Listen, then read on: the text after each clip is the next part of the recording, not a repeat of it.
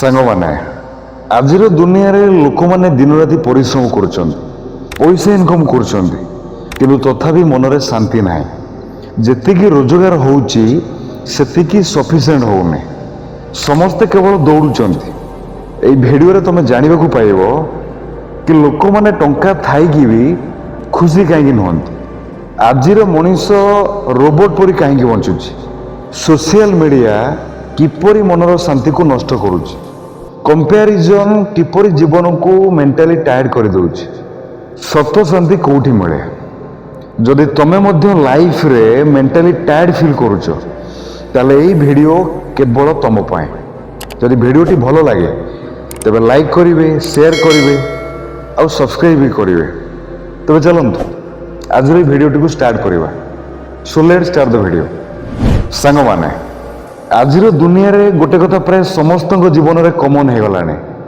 ସମସ୍ତେ ରୋଜଗାର କରୁଛନ୍ତି, ସକାଳଠୁ ରାତି ପର୍ଯ୍ୟନ୍ତ କାମ କରୁଛନ୍ତି। କେହି ଜବ୍ କରୁଛି, କେହି ବିଜନେସ୍ କରୁଛି, କେହି ଦିନ ରାତି ପରିଶ୍ରମ କରୁଛି, କିନ୍ତୁ ମନରେ ଶାନ୍ତି ନାହିଁ। ଯେତିକି ରୋଜଗାର ହେଉଛି ସେତିକି ସଫିସିଏଣ୍ଟ ହେଉନି। ଆଉ ଏସବୁକୁ ଭାବି ଭାବିକି ମଣିଷ ମେଣ୍ଟାଲି ଟାୟାର୍ଡ ହେଇଯାଉଛି। ସାଙ୍ଗମାନେ କେବେ ତୁମେ ନୋଟିସ୍ କରିଛ ଆଜିର ମଣିଷ ଗୋଟେ ରୋବୋଟ ପରି ହେଇଯାଇଛି। ସକାଳୁ ଉଠ, କାମକୁ ଯାଅ, ଟେନସନ୍ ନିଅ, ପୁଣି ଘରକୁ ଆସ, ପୁଣି ମୋବାଇଲ, ପୁଣି ଶୁଅ, ଆଉ ତା ପରଦିନ ପୁଣି ସେଇ ସେମ୍ ଲାଇଫ୍, ସେମ୍ ଜିନିଷ ରିପିଟ୍।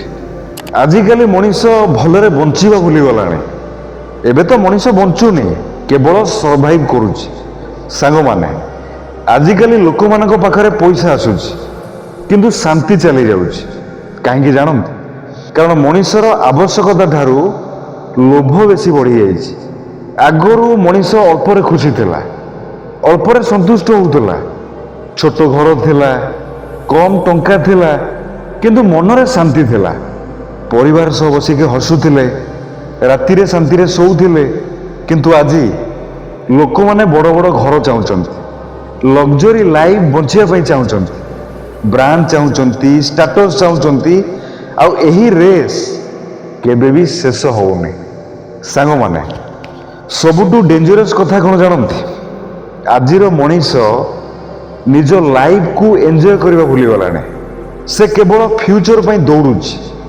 ଆଉ ଟଙ୍କା ଦରକାର, ଆଉ ଇନକମ୍ ଦରକାର, ଆଉ ସକ୍ସେସ୍ ଦରକାର, କିନ୍ତୁ ଏହି ଆଉ ଭିତରେ ମନର ଶାନ୍ତି ହଜିଯାଉଛି। ସାଙ୍ଗମାନେ ସୋସିଆଲ ମିଡ଼ିଆ ମଧ୍ୟ ଆଜିର ମଣିଷକୁ ଅଶାନ୍ତ କରିଦେଇଛି। ଇନଷ୍ଟାଗ୍ରାମ ଖୋଲିଲେ, ଫେସବୁକ୍ ଖୋଲିଲେ ସମସ୍ତଙ୍କ ଫେକ୍ ଲକ୍ଜରୀ ଲାଇଫ୍ ଦେଖିକି ମୁଣ୍ଡ ପୁରା ଟିଣ ହେଇଯାଉଛି। କିଏ ଫରେନ୍ ଯାଉଛି, କିଏ କାର୍ କିଣୁଛି, କିଏ ଏକ୍ସପେନ୍ସିଭ୍ ହୋଟେଲରେ ଫଟୋ ଅପଲୋଡ଼ କରୁଛି। ଆଉ ଏସବୁକୁ ଦେଖିକି ମଣିଷ ନିଜ ଲାଇଫକୁ କମ୍ପେୟାର କରୁଛି। ଧୀରେ ଧୀରେ ତାକୁ ନିଜ ରୋଜଗାର କମ୍ ଲାଗୁଛି, ନିଜ ଲାଇଫ୍ ବୋରିଂ ବୋରି ଲାଗୁଛି। ସାଙ୍ଗମାନେ ମନେ ରଖ, ଆବଶ୍ୟକତା ଛୋଟ ଥିଲେ ମଣିଷ ଶାନ୍ତିରେ ବଞ୍ଚିପାରେ, କିନ୍ତୁ ଯେତେବେଳେ ଲୋଭ ଅସୀମ ହେଇଯାଏ ସେତେବେଳେ ଜଣେ କୋଟିପତି ମଧ୍ୟ ଶାନ୍ତିରେ ରହିପାରେନି। ସାଙ୍ଗମାନେ ଆଜିର ଦୁନିଆରେ ମଣିଷ ଟଙ୍କା ଇନକମ୍ କରୁଛି କିନ୍ତୁ ନିଜ ସ୍ୱାସ୍ଥ୍ୟକୁ ହରଉଛି, ନିଜ ମାନସିକ ଶାନ୍ତିକୁ ହରଉଛି, ରିଲେସନସିପ୍କୁ ହରଉଛି, ଆଉ ଶେଷରେ ସବୁକିଛି ଥାଇ ମଧ୍ୟ ସେ ଭିତରୁ ଖାଲି ଫିଲ୍ କରୁଛି। ସାଙ୍ଗମାନେ ଜୀବନର ସତ କ'ଣ ଜାଣନ୍ତି? ମାନୁଛି ଟଙ୍କା ଆମ ଜୀବନ ପାଇଁ ବହୁତ ଇମ୍ପୋର୍ଟାଣ୍ଟ ହେଇଥାଏ, କିନ୍ତୁ ଟଙ୍କା ସବୁକିଛି ହେଇନଥାଏ। ଯଦି ମନରେ ଶାନ୍ତି ନଥାଏ ତାହେଲେ ଲକ୍ଜରୀ ଲାଇଫ୍ ମଧ୍ୟ ପନିଶମେଣ୍ଟ ଭଳି ଲାଗେ। ସେଥିପାଇଁ କେବଳ ପଇସା ପଛରେ ଦୌଡ଼ନି, ନିଜ ପରିବାର ସହିତ ଟାଇମ୍ ସ୍ପେଣ୍ଡ କର, ନେଚରକୁ ଫିଲ୍ କର, ନିଜ ମାଇଣ୍ଡକୁ ରେଷ୍ଟ ଦିଅ, ଆଉ ସବୁଠୁ ଇମ୍ପୋର୍ଟାଣ୍ଟ ନିଜ ଲାଇଫକୁ ଅନ୍ୟମାନଙ୍କ ସହିତ କମ୍ପେୟାର କରନି। କାରଣ ଦୁନିଆର ସବୁଠୁ ବଡ଼ ଧନୀ ସିଏ ନୁହେଁ ଯାହା ପାଖରେ ଅଧିକ ଟଙ୍କା ଅଛି। ସବୁଠୁ ବଡ଼ ଧନୀ ସିଏ ହେଇଥାଏ ସାଙ୍ଗମାନେ ଯାହାର ମନରେ ଶାନ୍ତି ଅଛି। ସାଙ୍ଗମାନେ ଆଜି ପାଇଁ ଏତିକି। ଯଦି ଭିଡ଼ିଓଟି ଆପଣମାନଙ୍କୁ ଭଲ ଲାଗିଥାଏ ତେବେ ଏହାକୁ ଲାଇକ୍ କରନ୍ତୁ, ସେୟାର କରନ୍ତୁ, ସବସ୍କ୍ରାଇବ୍ କରନ୍ତୁ, ଆଉ ଆପଣମାନଙ୍କ ମତାମତ କମେଣ୍ଟ କରି ନିଶ୍ଚୟ ଦିଅନ୍ତୁ। ପୁଣି ଦେଖା ହେବ ଗୋଟେ ନୂଆ ଭିଡ଼ିଓରେ।